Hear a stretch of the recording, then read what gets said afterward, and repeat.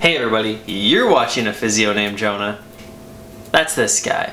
Today I'm going to be answering a question that I think many of us have asked ourselves at some point. It is a question that is particularly easy to ask ourselves, somewhat sarcastically, when we're about to sit down on the couch to continue binging The Circle on Netflix, instead of going to do that physically active thing that we told our friend we were absolutely going to come along and do with them. And that question is, how often do I actually need to exercise anyway? The answer to that question, as well as how to create your healthiest possible routine with movement, is what I will be sharing with you in today's video. If you are new around here, consider subscribing to the channel down below and clicking the bell so you are notified when I release new videos like this one. I'm a Canadian physiotherapist who makes physio-related videos, so if learning more about your body and how it moves is interesting to you, come on and hang out on this YouTube channel. We're gonna get along just fine.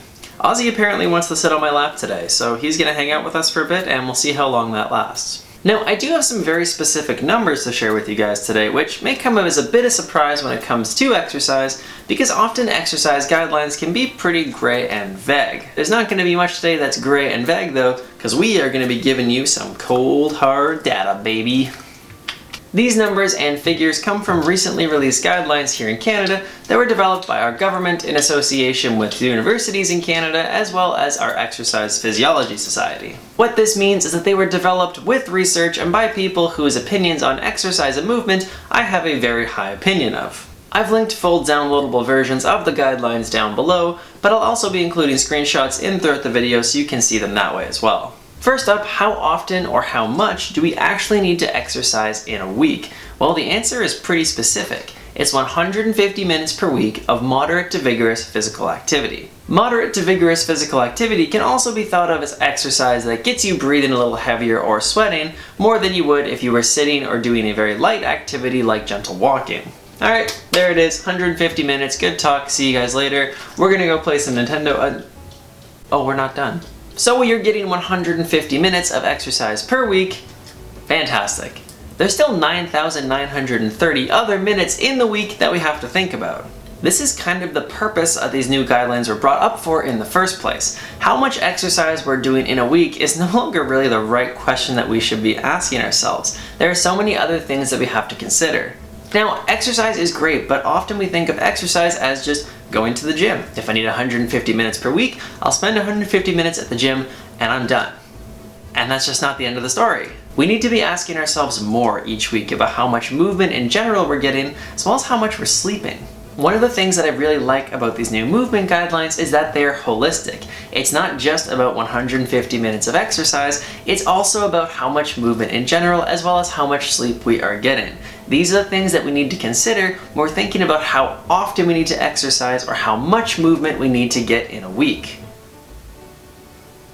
Ozzy left. He was sick of being star of the show, so you're back to just me. The next recommendation from the guideline is that at least 2 times per week you are doing resistance training activities. Now, this mostly means weightlifting to most people. However, resistance training activities can include bodyweight activities like squats or push-ups, where the resistance that we're working against is gravity as well as our own body weight.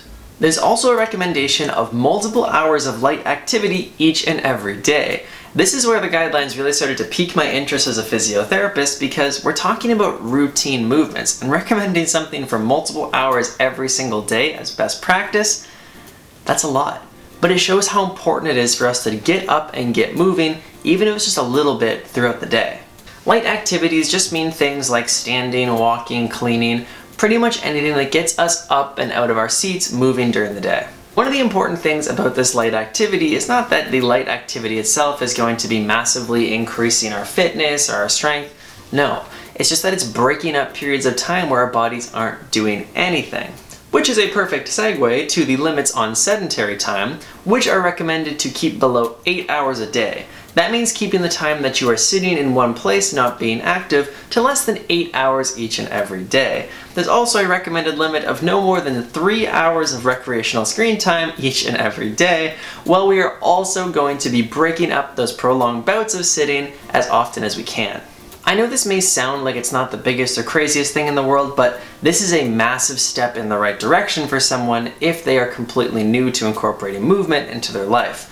breaking up prolonged positions of sitting might be one of the most important things you can do for your health, as many of the issues that I see as a physiotherapist during the week generally stem from not doing enough or being in one position for too long. Our bodies are built to move and they don't like it when we're not moving.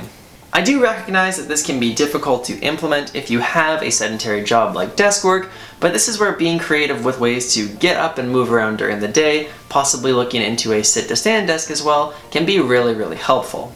Now, the recreational screen time limit of less than 3 hours per day is something that probably makes us all want to look at the ground and hope that the teacher calls on someone else, because we really don't want to be the one that has to talk in front of the class. I think if we're honest with ourselves, most of us are brushing up against this 3-hour limit or exceeding it, which, I mean, doesn't mean we're being very active in general, right? If we're spending a lot of time on our devices, it probably means we're not getting a lot of physical activity outside of that one finger as you scroll through funny dog TikToks, which I love.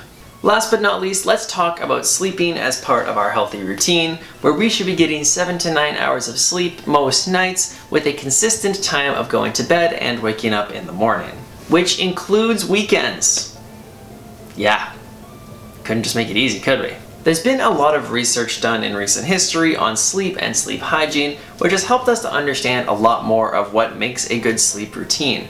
And a lot of what does is consistency. Having a consistent time of rising in the morning and going to bed at night is massively helpful for our overall sleep health. Wow, what an exciting 27-year-old I am here on my YouTube channel, telling you all why you should not be staying up late on the weekends for your health. Oh man.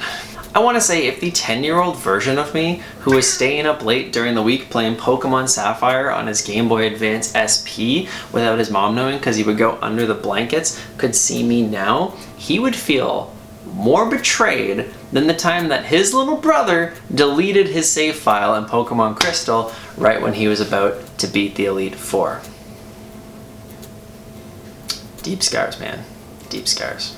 Getting into my opinions here at the end, I am a really big supporter of these guidelines and what they represent. If it hasn't come across in this video or previous videos that you may have seen of mine, I am a very big supporter and believer in what exercise and movement in general can do for the human body. I'm really happy to see widespread guidelines like this recommending not just how much exercise we should be doing, but what type, as well as how much we should be moving during the day and avoiding sedentary time and sleeping. I think these holistic guides of how we can live our lives around movement are really helpful. Making movement-related changes to better support our health is not always easy, and I'm not going to pretend that it is, but the benefits of including more movement and more exercise in our life, they're just so worth it. Look at them all. To tying it up here at the end, how often do we need to exercise? Well, often enough to build up 150 minutes of exercise per week at a moderate to vigorous intensity. We also should be moving often enough to do 2 resistance training bouts per week, have multiple hours of light physical activity each day. There's so much more to it than that though, because we really do need to be thinking about how much time we're spending each day not moving, how we can incorporate more movement into our lives, as well as how much we are sleeping each and every night. If you've made it to this point in the video, thank you guys so much for watching. I hope you enjoyed today's video and learned something new about how much you should be exercising. If you have any questions that came from this video, drop them in the comments section down below for me, and I'll do my best to get back to you within a couple days. I look forward to chatting with you there. But, most importantly though guys, as always, move your body, have a laugh today, and I will see you at the next video.